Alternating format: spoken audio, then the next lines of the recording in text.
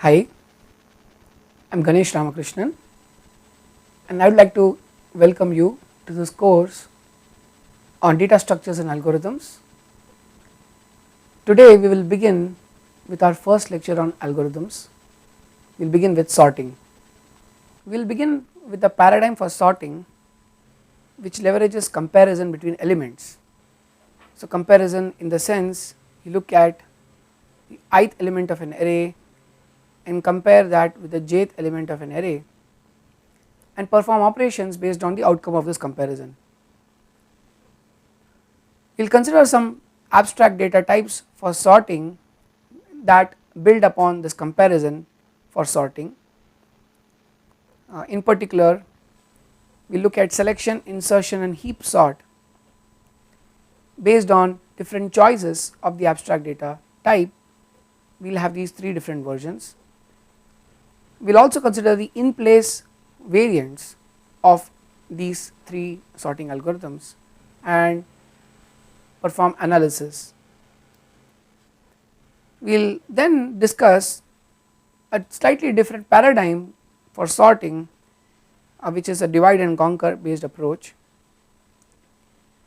We will discuss the two instances merge sort and quick sort and also discuss challenges involved in coming up with an in place version of merge sort in particular. We will also perform analysis, runtime analysis. So, the basic idea of comparison based sorting is take pairs of objects and perform operations based on the outcome of comparing those two elements in the pair, and the result of each comparison is basically a yes or a no. It turns out that for algorithms that are based on comparison there is a lower bound, in the sense that there is no way an algorithm can perform better than a particular value, and that turns out to be n log n, where n is the length of the array being sorted. But what is also interesting is that there are several algorithms whose upper bound or worst case performance happens to match the lower bound for comparison based sorting. So, in one sense the lower bound has been achieved even in the worst case by several comparison based sorting algorithms. So, we will discuss different implementations of the abstract data type, in particular the priority queue, and we will discuss how you could do away with the use of an explicit external abstract data type and embed the functionality of the data type within the array itself. So, that is what gives you in place variant. In particular, if the auxiliary memory that you consume through the abstract data type is limited and does not grow with the size of the input, you could come up with the in place equivalent variant.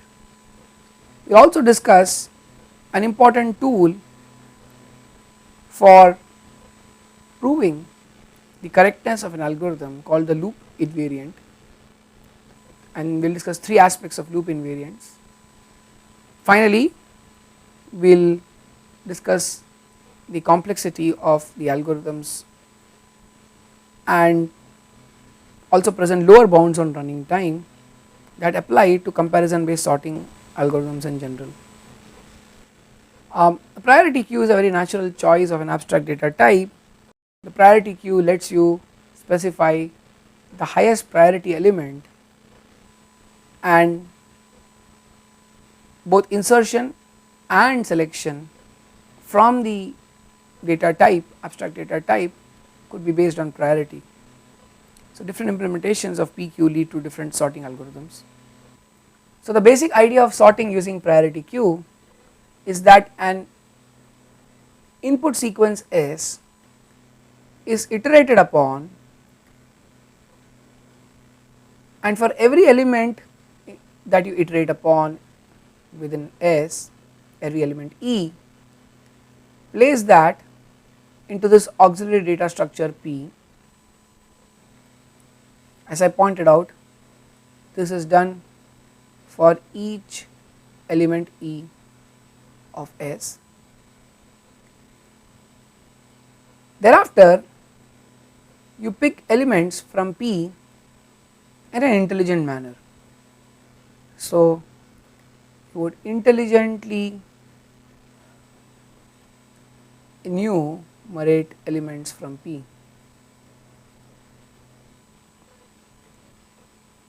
and put them back into S. Of course, you want the intelligent enumeration and the insertion to be both as efficient as possible. So, let us discuss some specific implementations.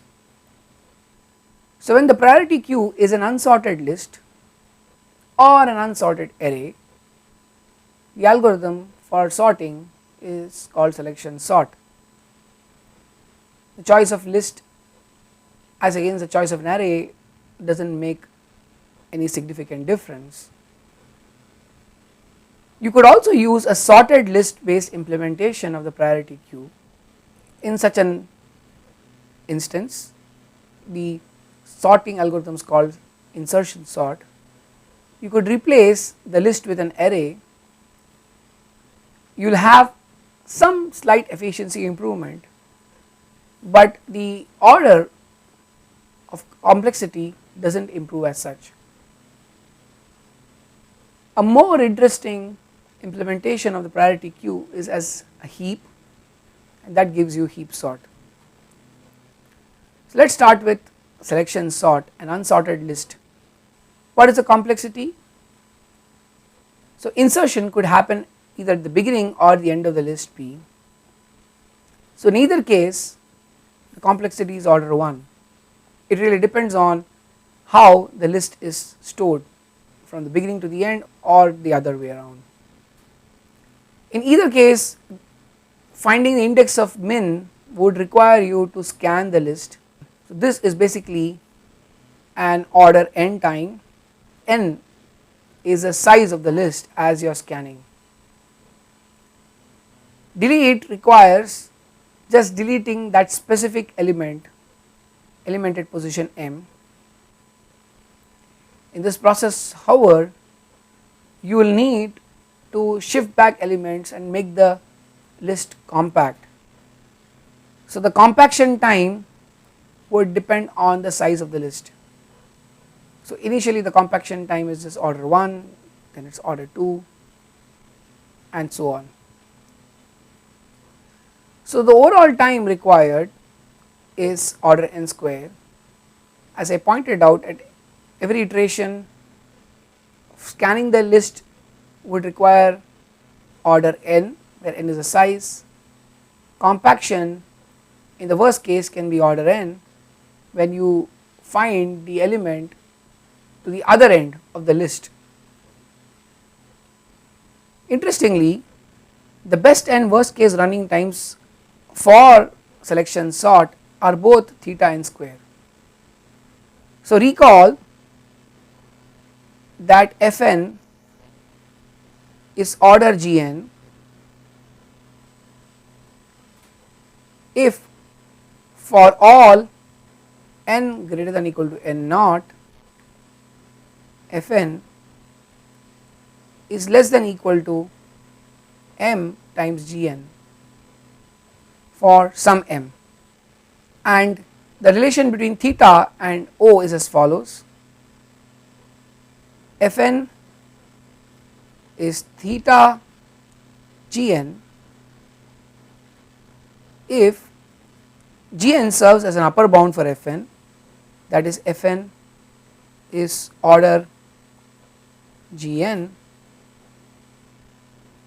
and in addition you also have that Gn is order Fn. So, which means Fn for some constant m serves as an upper bound for Gn, and Gn for some other constant serves as an upper bound for Fn. So, it turns out that theta is at the tight bound n square holds for selection sort. So what is this index of min? As I pointed out, this index of min requires to iterate over the element of P starting with particular index I to find the minimum element. Here we have defined index of min more generally in terms of the starting offset I.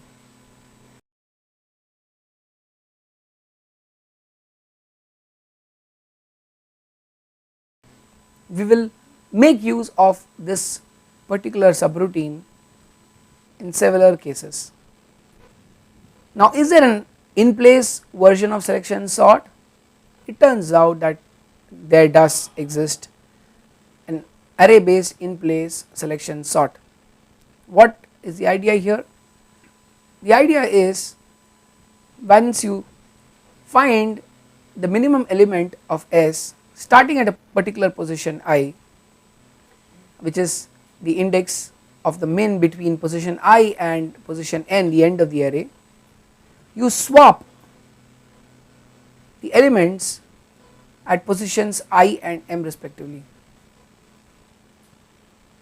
The idea is to get the effect of finding the minimum element and storing back through a single swap operation. So you do not need to wait till you have emptied the array, rather as you find the minimum element you know that the position I needs to be updated and made consistent with sorting, and that is what swap achieves. The new element that went into position m is not going to really affect the structure of the auxiliary data structure. As a result, this operation is not really going to hurt the unsorted list at all.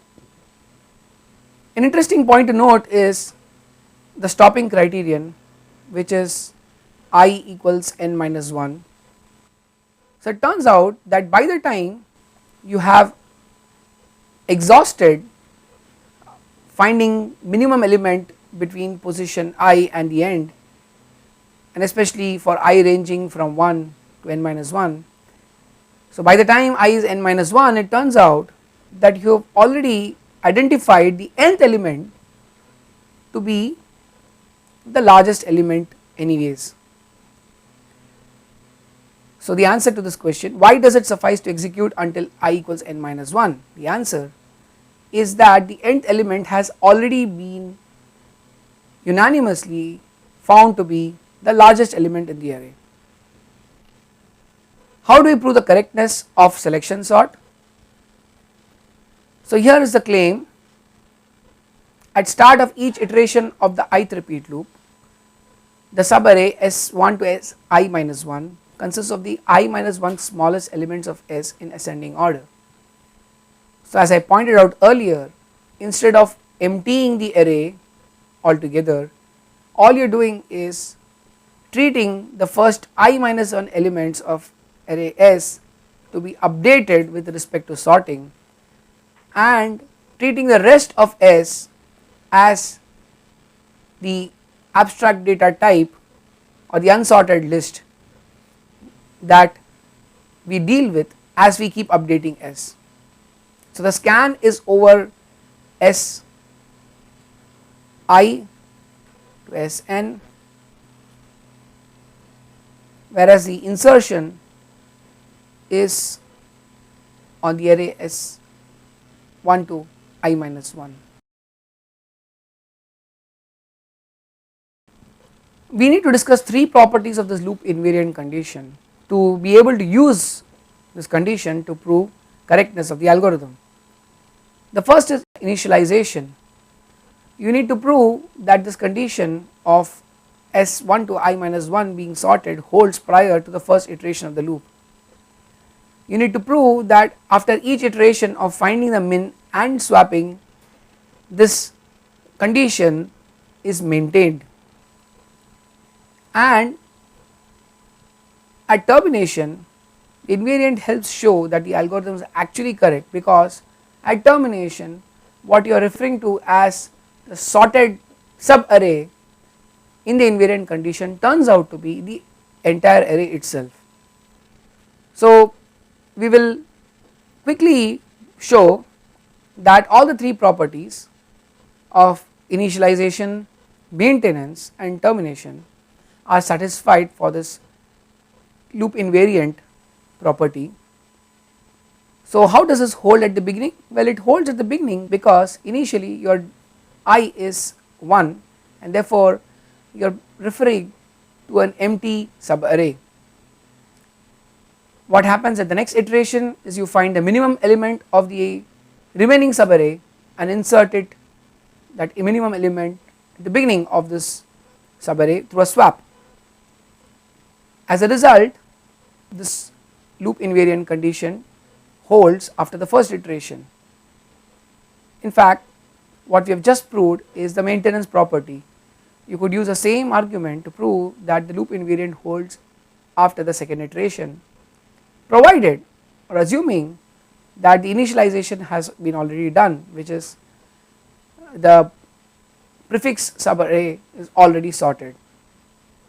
A simple argument is that every element of the prefix subarray must always be less than equal to every element of the remaining subarray, and therefore the new element that gets appended can only be greater than equal to elements in the existing subarray. And finally, termination, what does this entail? This loop invariant property entails that all the elements from 1 to n minus 1 are sorted, and by virtue of the algorithm and swapping, we know that the nth element must be greater than equal to every other element in S. So as a result, the termination condition, which is S from 1 to n minus 1 is sorted, is sufficient to show the correctness of the selection sort algorithm. So in our next session we will discuss another implementation of the priority queue, namely the sorted list. In fact, this gives us our next sorting algorithm called insertion sort. Thank you.